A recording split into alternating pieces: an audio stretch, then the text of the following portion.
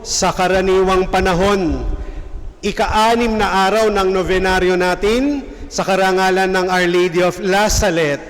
At sa araw na ito ay September 15, 15 na. Ano na? Magbabayad ka na ba? O magpapakapi ka o burger, no? So, salamat sa Diyos at nakalahati na natin ng September, no? Tayo ay nagpapasalamat sa Diyos. Naalala ko lang, tuwing September 15 ay kapistahan ng Our Lady of Sorrows, no?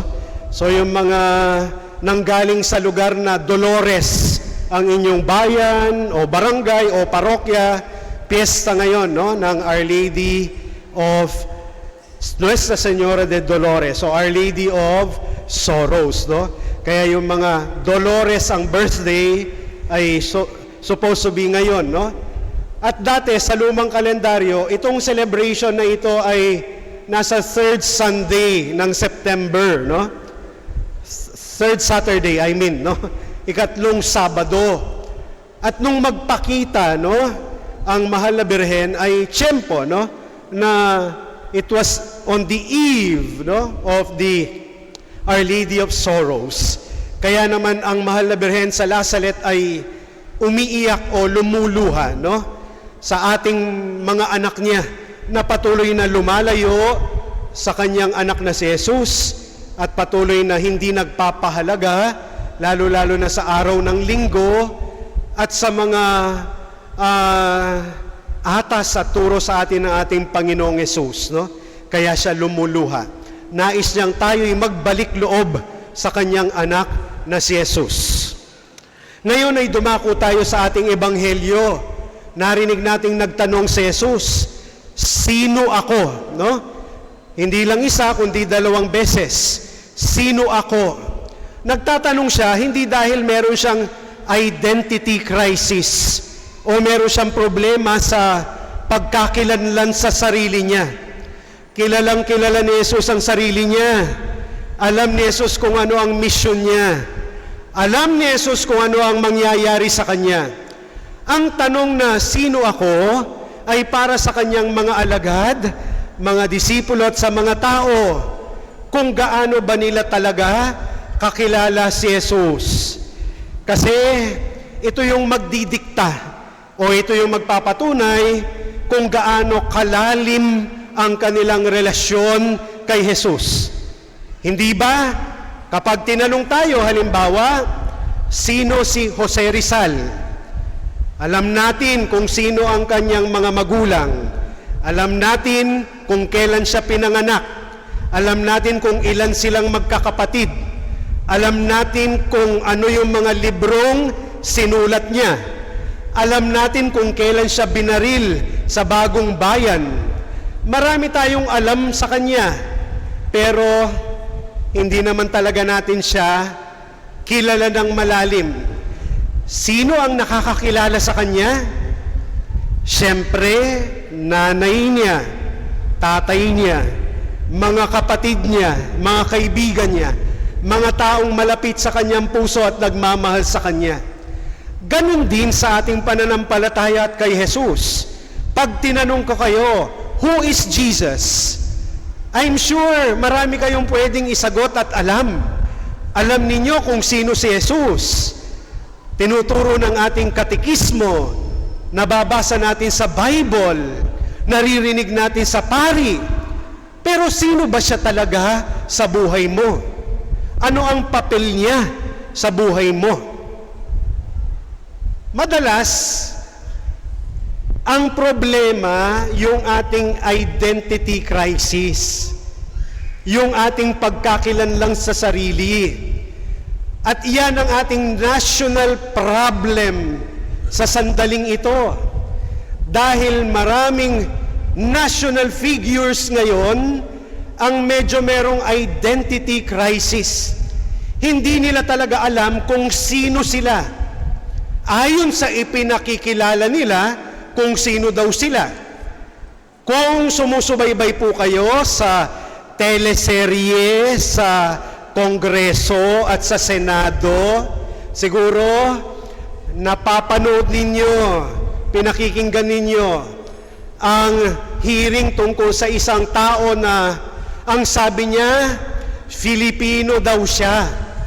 Pero ayon sa kanyang birth certificate at dokumento, hindi naman. Chinese daw siya. Lumaki daw siya sa farm. Pero, bilyon-bilyon at milyon-milyon ang pera niya. Sino siya? Ang isa naman, sabi niya, I am the appointed son of God. Ako ang may-ari sa sanlibutan. Ako ang may-ari sa mga kaluluwa ninyo. Hindi kayo makakapunta sa Ama kung hindi kayo dadaan sa akin.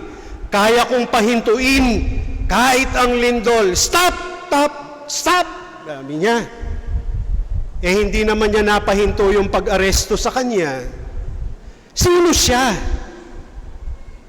At ito pa, huwag sanang magagalit at huwag sana akong bubugbugin at sana huwag mapanood ito ng mga supporters niya kasi baka huntingin ako. Mabuti na lang paalis na ako dito sa Santo Niño. Sabi niya, kaibigan daw siya. Gumawa siya ng libro at humihingi ng milyon-milyon para iimprenta ito at ipamigay sa mga bata. Kasi yung kwento niya, siya daw yung kaibigan. Pero, ang dami naman niyang kaaway at ang daming galit sa kanya. Kasi hindi niya maipaliwanag yung confidential fund na hiningi niya sa inyo. Hindi niya maipaliwanag, kaya galit na galit siyang sumasagot at wala siyang respeto sa mga kapwa niya tagapaglingkod sa gobyerno. Sino siya? Kilala ba niya yung sarili niya? Kaibigan ba siya talaga? Ngumingiti tayo, tumatawa, pero baka may identity crisis din tayo. Umuuwi ka sa bahay mo, akala ng asawa mo matino ka. Akala ng asawa mo, siya lang ang mahal mo. Pero yun pala, sorry sa salita, may kabit ka. Akala ng boss mo, maayos kang nagtatrabaho. Akala ng boss mo, ginagamit mo ang pondo nyo ng maayos. Yun pala, kinukurakot at kinukulimbat mo na ang pera ng kumpanya. Akala ng anak mo, napakabuti mong magulang. Akala ng anak mo, kapag nagdadasal siya sa gabi, Lord, sana po maging katulad ko ang tatay ko. Pero yun pala, kapag nasa trabaho ka, nasa labas ka ng bahay, nagmumura ka, nagsusugal ka, at kung ano-ano yung mga masasamang bagay na ginagawa mo. Sino ka ba talaga? Sino ba tayo sa harap ng Diyos? Kapag humarap tayo sa Diyos, wala na tayong maskara at pretensions. Katulad ito nung isang nanay na mamamatay na. Binisita siya ng kanyang anak. At yung anak niya ay actually pari. Papahiran siya ng langis at ipagdadasal. Kaya yung nanay, sabi niya, anak, Father, malapit na akong mamatay. Ano ang sasabihin ko sa Panginoon? Ano ang sasabihin ko kay Jesus? Biglang natulala ang anak na pari. Hinawakan niya ng mahigpit ang kamay ng kanyang nanay. At ang kamay ng kanyang nanay ay hindi na katulad nung dati. Ngayon ay mahinang-mahina na, halos butot balat na. Nahahawakan na niya ang mga buto sa kulubot na balat ng nanay niya. Yung dating malakas at matatag na palad ngayon ay mahina at wala ng lakas. Pero bumalik sa alaala ng kanyang anak, yung mga panahon na yung mga kamay na iyon ay malakas. Yung mga kamay na iyon ang nagturo sa kanyang maglakad. Yung mga kamay na iyon ang nagpakain sa kanya. Humaplos sa kanya nung siya ay may sakit at karamdaman. Humipo sa kanya, kumarga sa kanya. Nagtrabaho, naglaba, namalan siya para sa kanya. Yung mga kamay na iyon, nung malakas pa, ang gumawa ng lahat ng mga bagay na kailangan nila sa kanilang tahanan at bahay. Kaya sabi ng kanyang anak na pari sa kanyang nanay, "Nanay, sabihin mo lang kay Jesus, ako ay isang nanay na nagmahal. Ako ay isang nanay na nagsakripisyo. Sabihin mo sa Panginoon kung paano mo kami minahal, kung paano mo kami pinaglingkuran." Sana, kung ano man tayo, maging totoo tayo sa ating misyon sa buhay. Hindi natin kailangan magkunwari. Hindi natin kailangang maglagay ng maskara.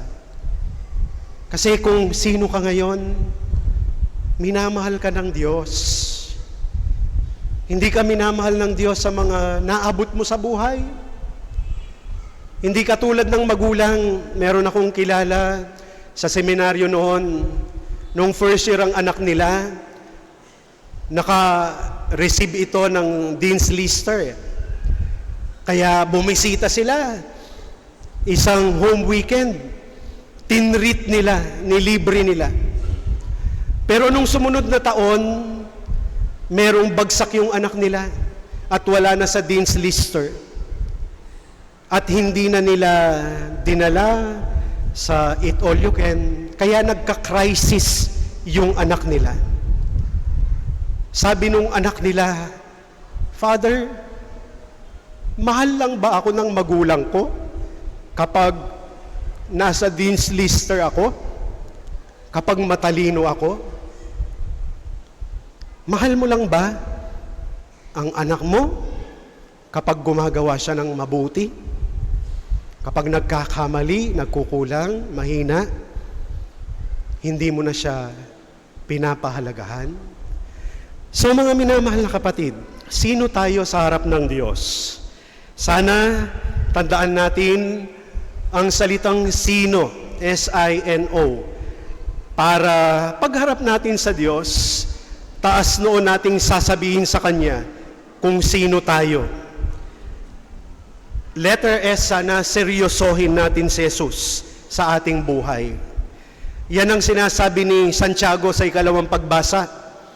Ang pananampalataya na walang kalakip na gawa ay patay na pananampalataya.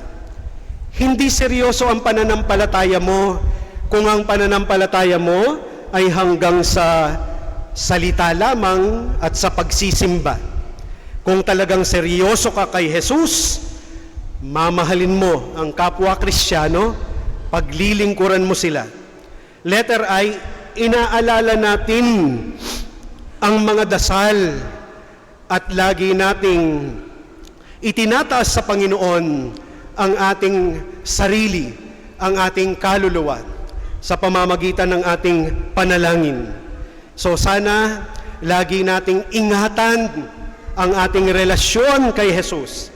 Dahil kapag seryoso tayo kay Jesus, iniingatan natin ang relasyon natin sa Kanya, ang mangyayari ay letter N, nababago ang buhay dahil sa pananampalataya kay Jesus.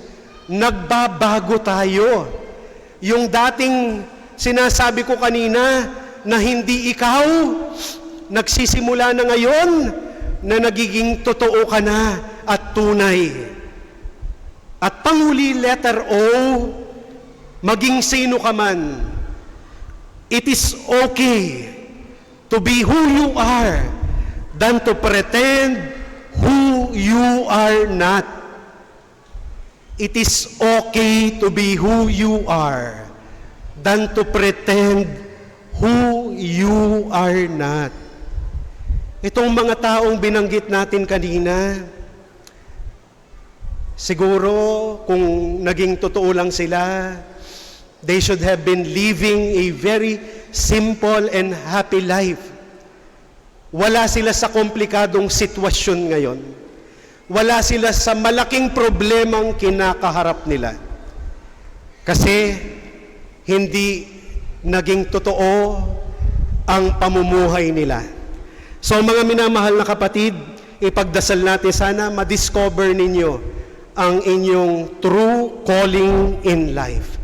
Para makita ninyo kung sino yung totoong ikaw na nais ng Diyos na maging sino ka. Amen. Magsitayo po ang lahat.